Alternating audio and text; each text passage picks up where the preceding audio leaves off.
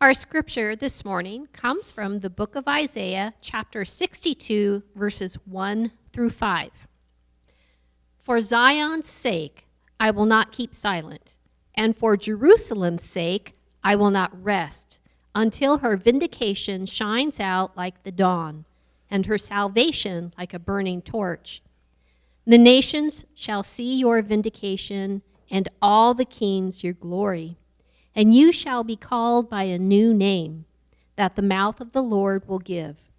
You shall be a crown of beauty in the hand of the Lord, and a royal diadem in the hand of your God. He's got it. Thank you so much. Thank you. Okay, and a royal diadem in the hand of your God. You shall no more be termed forsaken, and your land shall no more be termed desolate, but you shall be called, my delight is in her, and your land married, for the Lord delights in you. And your land shall be married, for as a young man marries a young woman, and shall your builder marry you. And as the bridegroom rejoices over the bride, so shall your God rejoice over you. This is the word of the Lord. Thanks be to God. Thanks be to God.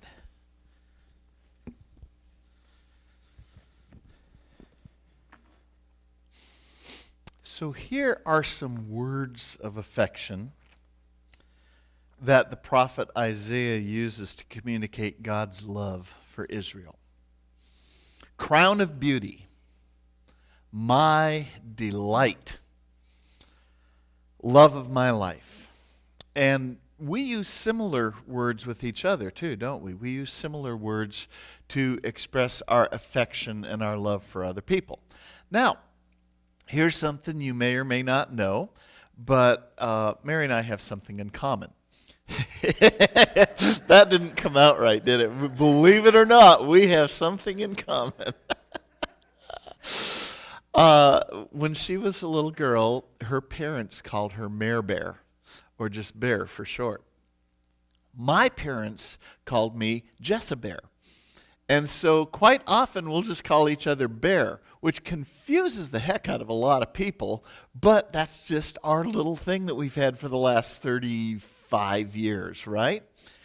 And it's our way of expressing affection for each other. Now, we have other terms too that are more circumstantial. For example, when Mary makes a particularly good batch of muffins, all of the people in our house say, "All hail the muffin queen, long may she reign." These are loving words. And so here's what I want you to do. I'm going to ask you the same things that I asked the kids, but I want you to reflect on this for a sec. Take a moment to think about terms of endearment that your loved ones use for you. Take a sec to think about that. Okay, now think about how you feel when you hear them.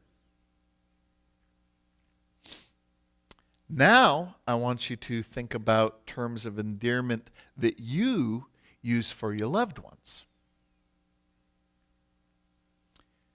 And then I want you to think about how it feels to speak them. Okay? So now on the flip side of all of this, we know that there are names people use to put others down, right? Whoever said sticks and stones may break my bones, but words will never hurt me, they must have been one tough cookie, because let me tell you, words can hurt. In fact, I know some people that would almost rather have, the pain that sticks and stones might bring than words that are just awful and hurt and cut so deep. But here in Isaiah, we hear that God's beloved Israel has been called all sorts of horrible and hurtful names, like forsaken and desolate. But Isaiah says that he won't sit still and he will not be quiet until the true beauty and belovedness of God's people is known and revealed to everyone. So tomorrow we observe Dr. Martin Luther King Jr. Day. And although there were plenty of other voices during that time who stood up for civil rights for African Americans and other racial minorities, he was one, like Isaiah, who would not be silent. In fact, it is his unwillingness to be silent that led to his death. And like Isaiah, Dr. King and others in the American Civil Rights Movement were reacting to the horrible and hurtful deeds and names that were being used against God's beloved. Because words have power, I am not going to use any of the words that have been used to be hurtful. I wish I could say that these words have been erased from our vocabulary, but unfortunately they haven't. So again, I'm not going to use any of those hateful names or words, but I am going to spend some time on hurtful deeds that have been used to put people of God down. Now, the end result of the American Civil War was the abolition of slavery. And although that's the case, those on the losing side of the battle worked really hard to make sure that black folks wouldn't be able to achieve the same power and privilege that white folks had for so long. Even though the institution of slavery had been abolished, there was still racial discrimination, racial segregation, and unequal rights between blacks and whites in this country. And for us, it's so easy for us to look back in time and say, oh yeah, that whole business about segregation and Jim Crow laws, awful, just terrible. All those stories about how black folks couldn't use public water fountains and bathrooms, awful, terrible things to do. All that nonsense about being forced to have separate seating on buses and movie theaters, that is terrible. But you know what? That was back then. We are much better than that now. Even Connor and I were making an observation the other day when we were watching the news on TV.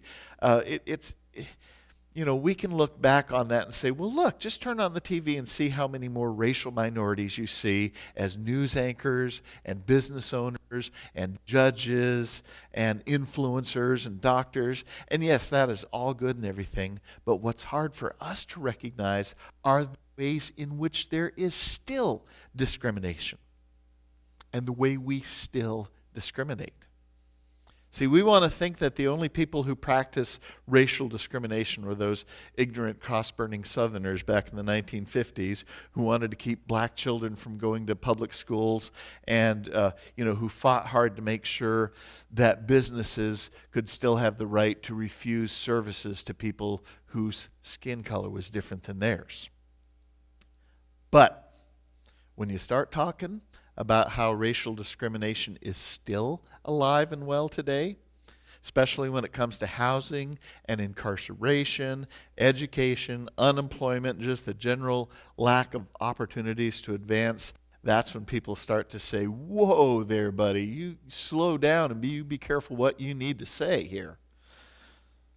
But the voice of the prophet Isaiah calls out, for Zion's sake, I will not keep silent, and for Jerusalem's sake, I will not rest until her vindication shines out like the dawn and her salvation like a burning torch.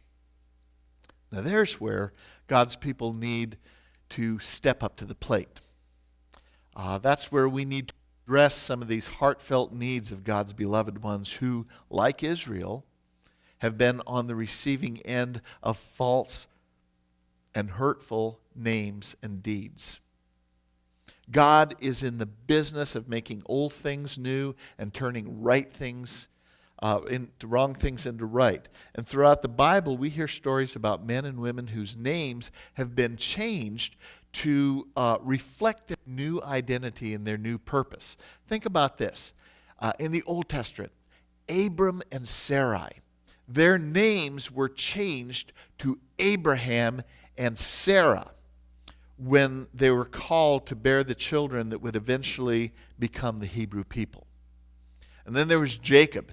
Jacob's name was turned to Israel because he struggled with God in order to prove his worth as one who would receive the blessing that would transform God's people from this bunch of nomadic wanderers into a holy nation whose light would shine for the whole world to see.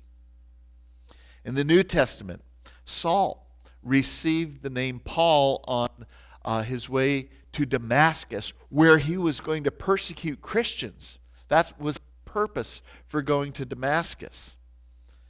And yet, this great light blinded him. And then when his sight was restored, the risen Christ gave him a new name and a new purpose.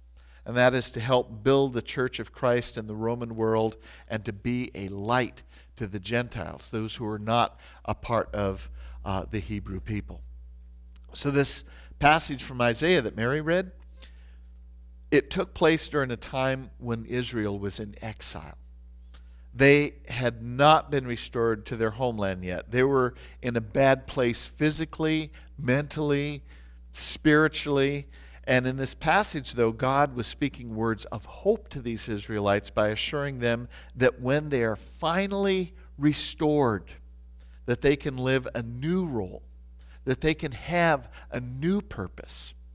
And God assured them that when they were finally restored, three things were going to happen. Number one, Jerusalem, the capital, would receive a new identity. Her enemies had given her hurtful names like desolate and forsaken, but God will replace those names with a new name, my delight, my beloved. Secondly, Jerusalem would receive new clothes. And you know, I guess we should look at this a little bit different way. It sounds like Jerusalem would receive new clothes, specifically splendid garments and a royal turban. But when you read a little closer, you realize that Jerusalem isn't going to get new clothes. Jerusalem is going to be new clothes. Jerusalem will become a sign of glory to God, and God will be made known. And even though she receives a new identity, her real name's still going to be in place, because Jerusalem means peace. Thirdly, Israel will receive a sign of hope and new life. She will become like a faithful bride to God. So many the prophets used the metaphors suggesting that Israel before the exile was like an unfaithful spouse. But here, Isaiah the prophet is saying that when it is all restored, when everything is all restored, the relationship between God and Israel will be fresh. It will be exciting. It will be new. And that's the message that God wanted to get across to Israel while they're in exile. That's why the prophet would not be silenced, saying, good things are coming. Good news is coming. Proclaim it loud and proud. So earlier, I asked you to think about how you feel when you receive words of love and affirmation and affection. And then I asked you how you feel when you speak words of love and affirmation and affection. I've got one more question I want to ask you before we close up today. Here's the last question I want to ask you. What is your voice that cannot be silenced? Think about that for a little bit. What is your voice that cannot and will not be silenced? What's that voice saying? To whom or for whom do you speak when you use that voice? As I've said on so many other occasions, our words matter for sure, but our deeds matter a whole lot more. What words and deeds will our brothers and sisters of color hear when they are being discriminated against, when they are being left behind? How will they know that we are allies? Before you answer that, let me give you some words from the Reverend Dr. Martin Luther King, who spoke on behalf of people of color who are on the margins. He said, in the end, we will not remember the words of our enemies, but the silence of our friends. May we not rest.